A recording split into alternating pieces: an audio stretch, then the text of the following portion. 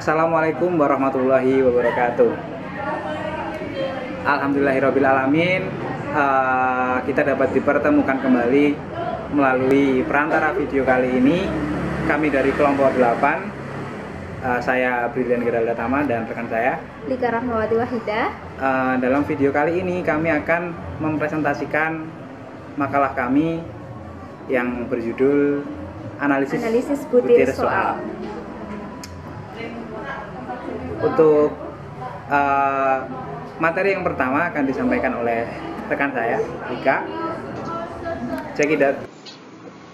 Baik, di sini saya akan menyampaikan materi yang pertama terkait dengan analisis butir soal. Nah, di sini kita harus terlebih dahulu ya mengetahui apa itu pengertian dari analisis butir soal. Nah, analisis butir soal itu berasal dari kata analisis terlebih dahulu. Kita harus mengetahui apa arti analisis. Nah, analisis itu berasal dari kata analisa yang berarti adalah suatu penyidikan terhadap suatu kejadian atau peristiwa untuk mengetahui kebenarannya. Sedangkan analisis butir soal itu merupakan sebuah analisis item atau suatu bentuk pengkajian atau pengulasan secara mendalam terhadap pertanyaan atau soal-soal dalam suatu tes. Tujuannya apa? Itu untuk memperoleh suatu kualitas suatu soal yang standar gitu. Nah, selanjutnya lebih spesifik lagi, tujuan analisis butir soal itu apa? Tujuan analisis butir soal itu adalah pertama, untuk menelaah dan mengkaji setiap butir soal supaya mendapat soal yang bermutu dan bagus. Yang kedua, itu adalah membantu dalam meningkatkan kualitas tes dengan membuang soal yang kurang efektif dan sekiranya soal itu tidak layak untuk digunakan atau tidak layak untuk diujikan. Yang ketiga adalah untuk mendapatkan informasi diagnostik melalui pemahaman siswa. Nah, diagnostik itu apa sih? Diagnostik itu merupakan sebuah tes untuk mengetahui kelemahan khusus yang dimiliki oleh peserta didik gitu. Jadi, apakah peserta didik itu tidak berhasil untuk mengetahui kesulitan dan juga kekuatan peserta didik dalam memahami suatu pelajaran. Gitu. Selanjutnya, manfaat analisis butir soal itu apa? Manfaat analisis butir soal itu yang pertama adalah membantu peserta didik atau pengguna tes untuk mengevaluasi dirinya melalui tes yang sudah dikerjakan. Yang kedua adalah adanya kesesuaian antara penyusun tes dengan tes yang diberikan kepada peserta didik. Yang ketiga adalah dapat membuat kepenulisan dalam butir soal menjadi lebih efektif atau lebih baik. Itu sudah pasti. Yang keempat adalah apabila dilihat dari pemberian materi, analisis butir soal itu dapat memperbaiki tes di kelas. Selanjutnya, dapat meningkatkan validitas dan juga reliabilitas. Nah, apa sih itu validitas? Validitas itu merupakan suatu ukuran yang menunjukkan adanya bahwa suatu variabel itu diukur memang benar-benar dari variabel yang hendak diteliti begitu. Sedangkan reliabilitas itu merupakan instrumen yang digunakan dalam penelitian untuk memperoleh informasi yang digunakan sehingga dapat dipercaya begitu untuk sebagai alat pengumpulan data serta mengungkap informasi sebenarnya apa yang terjadi di lapangan, apa yang ada di lapangan seperti itu. Nah, selanjutnya ini ada jenis-jenis analisis butir soal. Jenis-jenis analisis butir soal ini dibagi menjadi dua berdasarkan kualitatif dan juga kuantitatifnya. Bisa dilihat di sini pengertiannya dari kualitatif itu apa, kuantitatif itu apa. Kalau kualitatif itu pengajian soal yang dilakukan sesuai dengan pertimbangan seorang yang sudah ahli. Kalau yang kuantitatif itu berdasarkan dengan teknik analisa statistik. Nah, dalam kualitatif ini ada dua teknik. Yang pertama ada teknik moderator dan yang kedua teknik panel. Teknik moderator itu merupakan sebuah teknik yang kita itu menggunakan seorang yang ahli. Nah, tahap awalnya itu kita bisa menggunakan soal. Kita menyiapkan terlebih dahulu soalnya, kemudian kita mendiskusikan soal itu kepada orang-orang ahli, kepada ahli psikologi, kepada guru yang bersangkutan atau guru yang lebih ahli dalam bidangnya. Kemudian kita sudah bisa menilai ya, ketika kita sudah mencari pendapat dari orang-orang ahli tersebut, kita sudah menilai apakah soal ini layak atau tidak. Selanjutnya teknik panel. Teknik panel itu merupakan teknik yang di situ di dalamnya terdapat pengkajian berupa bahasa, kemudian materi, lalu kebenaran disertakan dengan kunci jawaban ketika seseorang menelaah suatu soal. Lalu ada aspek penilaian. Terdapat 3 aspek penilaian dalam analisis kualitatif. Yang pertama ada aspek materi, aspek konstruksi, dan aspek budaya dan bahasa. Di sini dalam aspek penilaian itu berbeda-beda ya, dari jenis bentuk tes. Ada pilihan ganda berbeda dengan uraian, berbeda dengan bentuk soal benar salah, berbeda pula dengan bentuk soal klasifikasi dan penggolongan, lalu berbeda pula dengan bentuk soal yang berpasangan atau saling mencocokkan kayak gitu, lalu ada bentuk soal yang sebab akibat, itu pasti berbeda-beda terkait dengan aspek penilaian. Nah, di sini ada contoh format dalam tes bentuk uraian. Di sini ada contohnya berupa aspek materi, aspek konstruksi, aspek bahasa. Di sini berbeda ya dengan yang di pilihan ganda, tentu pasti berbeda. Nah, di sini udah lagi. Kalau di materi tadi cuma ada beberapa aspek gitu. Kalau di pilihan ganda jumlahnya saja sudah berbeda gitu dari beberapa aspeknya. Lalu analisis kuantitatif. Kalau analisis kuantitatif itu menentukan kriteria soal. Yang pertama dilihat dari abilitas yang diukur dalam pernyataan, lalu sifat materi yang diujikan atau ditanyakan, kemudian isi bahan yang ditanyakan sesuai dengan bidang keilmuannya, baik luasnya maupun kedalamannya. Yang terakhir adalah bentuk soal. Misalnya dalam tes objektif nih, tipe soal pilihan benar dan salah itu dikatakan lebih mudah daripada pilihan yang berganda dengan option 3 atau 4, karena ketika kita menjawab soal itu pasti akan lebih mudah ketika kita menggunakan soal yang lebih objektif gitu ya, tidak memilih seperti multiple choice gitu. Nah, selanjutnya analisis dalam menelaah butir soal. Terdapat tiga cara. Yang pertama ada tingkat kesukaran soal, daya beda, dan juga fungsi distraktor. Nah, tingkat kesukaran itu apa sih? Tingkat kesukaran dalam analisis butir soal itu merupakan pengukuran atau perhitungan yang dilakukan untuk menentukan seberapa sulitkah sebenarnya derajat atau tingkat kesulitan suatu soal gitu. Jadi kita bisa menentukan tingkat proporsi keseimbangan suatu soal tersebut, apakah soal itu dikatakan baik atau soal itu dikatakan sukar atau dikatakan terlalu mudah untuk peserta didik. Nah, di sini ada rumus yang digunakan dalam penerapannya. Nanti akan dicontohkan oleh pemakalah selanjutnya tentang penerapannya. Di sini bisa dilihat beberapa contohnya ya, contoh terkait rumus-rumusnya dan juga kriteria ketika soal itu dikatakan mudah itu proportion correctnya berapa, ketika dikatakan sedang itu proportion correctnya berapa, bisa dilihat di sini. Selanjutnya daya beda. Daya beda itu apa sih? Daya beda itu merupakan suatu butir soal yang memiliki fungsi atau menentukan atau bisa menetapkan suatu butir soal, membedakan kelompok-kelompok gitu. Jadi dalam satu kelas yang mengerjakan soal itu bisa dibedakan mana tingkatan yang atas dan tingkatan yang bawah. Maksudnya di sini apa? Itu untuk mengetahui kualitas atau kemampuan butir soal dalam membedakan peserta didik yang memiliki kemampuan tinggi dan juga peserta didik yang memiliki kemampuan rendah berdasarkan jumlah jawaban benar. Begitu. Nah, di sini juga sudah ada rumusnya. Bisa dilihat, nanti penerapannya bisa langsung disaksikan di slide berikutnya. Selanjutnya, nah ini klasifikasi dalam daya pembeda. Ketika daya pembedanya kurang dari 0 itu berarti sangat jelek. Begitupun seterusnya. Nah, terakhir adalah fungsi distraktor. Fungsi distraktor ini apa?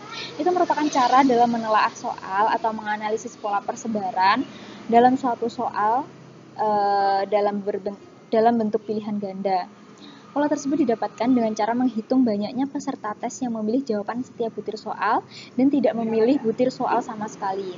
Sehingga dalam soal tersebut dapat dilihat polanya, lalu penyebaran jawaban atas butir soalnya, dan juga dapat dianalisis begitu apakah menjadi soal pengecoh yang baik atau tidak. Di sini juga sudah ada rumus dalam penerapannya.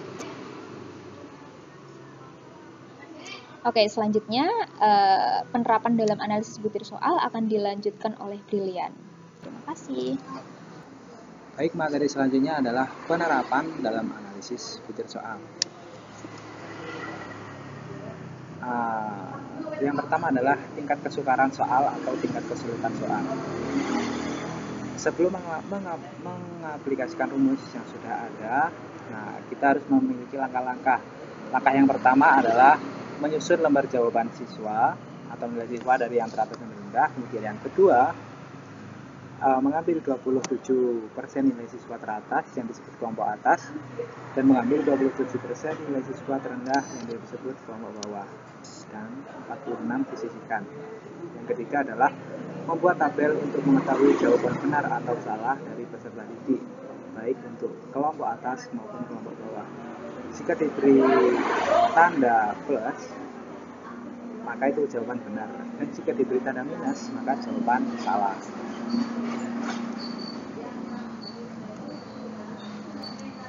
Nah, berikut adalah tabel-tabel. Di sini 27% kanan dan 27% kiri sampel peserta didik yang kita ambil. Masing-masing adalah 10 anak. Dan soal juga 10. Nah, di sini jika siswa 1 menjawab benar nomor 1, maka diberi tanda plus, dan begitu pula seterusnya. Nah, jika sudah didapat, maka kita akan membuat tabel lagi. Di sini kita akan merekap dari data-data tersebut. Contoh dari nomor soal 1, WL adalah peserta didik tingkat bawah dan WH adalah peserta didik tingkat atas.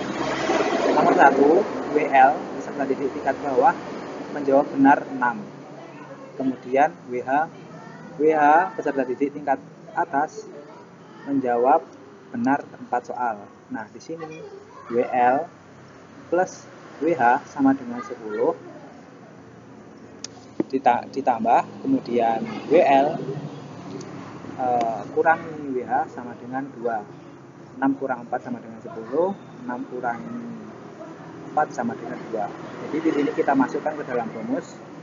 Nomor 1 adalah tingkat kesulitan 10 per 20. 10 adalah jumlah soal, 20 adalah 10 adalah WL plus WH, 6 plus 4 tadi 10, kemudian min per 20. 20 adalah jumlah keseluruhan siswa dari tingkat atas maupun tingkat bawah. Kita jumlahkan menjadi 22, kemudian dikali 100, maka tingkat kesulitannya adalah 50%.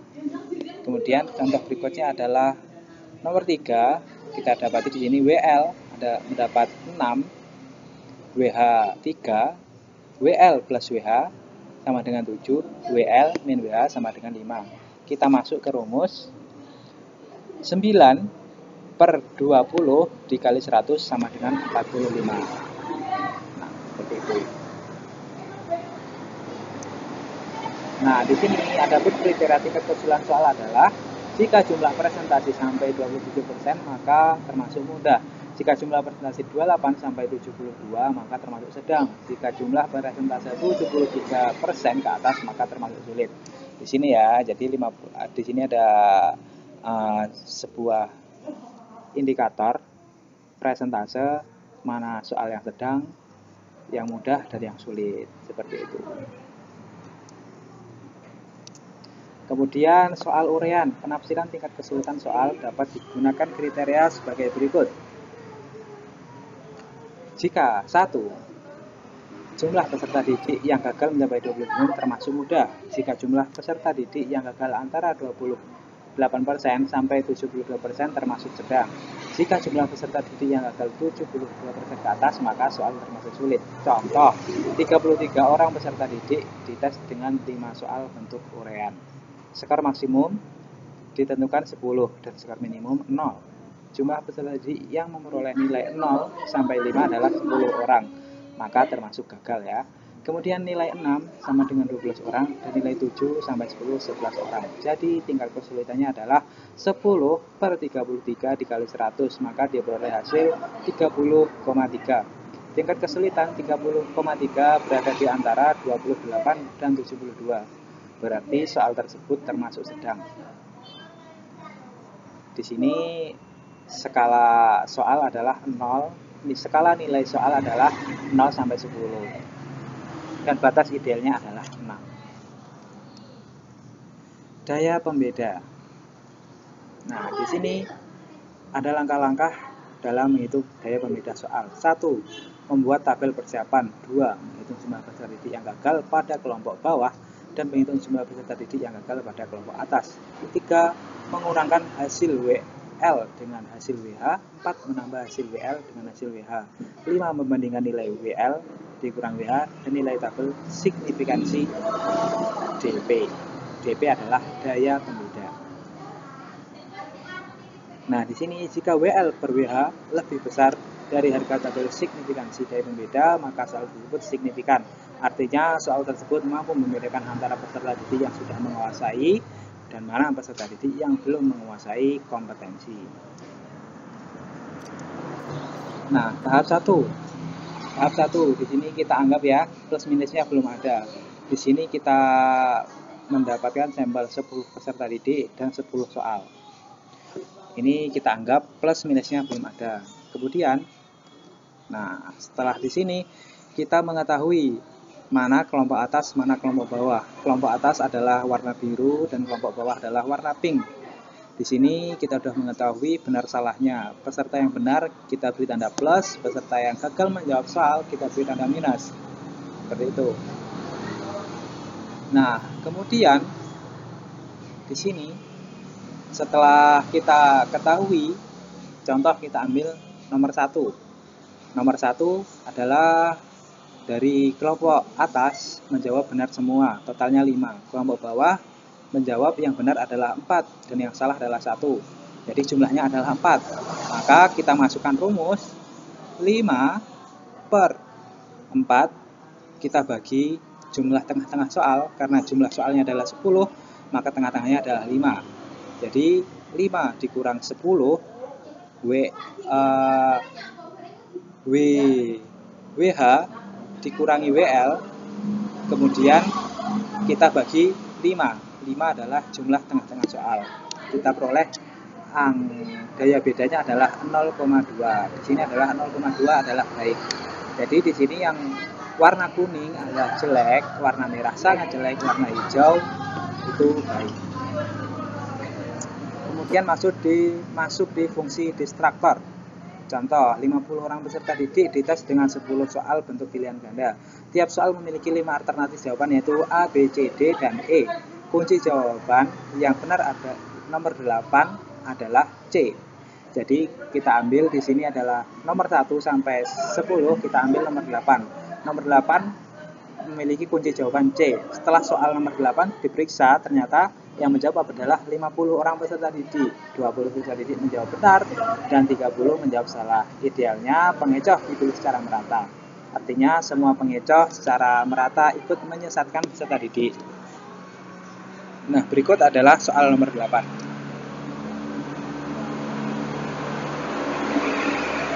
Nah, di sini kita memiliki alternatif jawaban A, B, C, D, dan E. Nah, di sini distribusi jawaban siswa. Ada 7 siswa menjawab A, 8 siswa menjawab B, 20 siswa menjawab C, 7 siswa menjawab D, dan 8 siswa menjawab E. Nah, IP, di sini ada IP. Apa itu IP? IP adalah indeks pengecoh. Nah, bagaimana mencari IP? Di sini kan tertulis 93%, 107%, dan seterusnya kan. Nah, cara mencari IP adalah P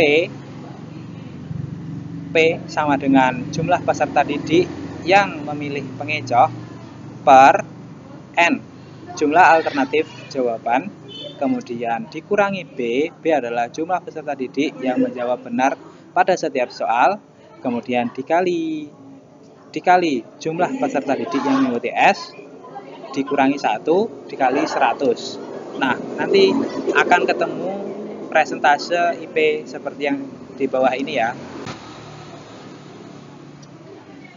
Pada soal di atas termasuk contoh soal pengecoh yang sangat baik karena semuanya mendekati angka 100. Nah, di sini sudah kami lampirkan indeks-indeksnya. Jadi kalau IP-nya menyentuh angka 76% atau 125, itu masih mendekati 100, itu sangat baik. Kemudian 50%, 51% sampai 75% atau 126% sampai 150% itu baik. Kemudian dan seterusnya seperti itu. Kami sudah sampaikan di sini ya. Oke. Mungkin itu yang dapat kami sampaikan dalam presentasi kali ini. Semoga teman-teman semuanya dapat memahami dengan baik. Terima kasih atas perhatiannya. Akhiron, wassalamualaikum warahmatullahi wabarakatuh.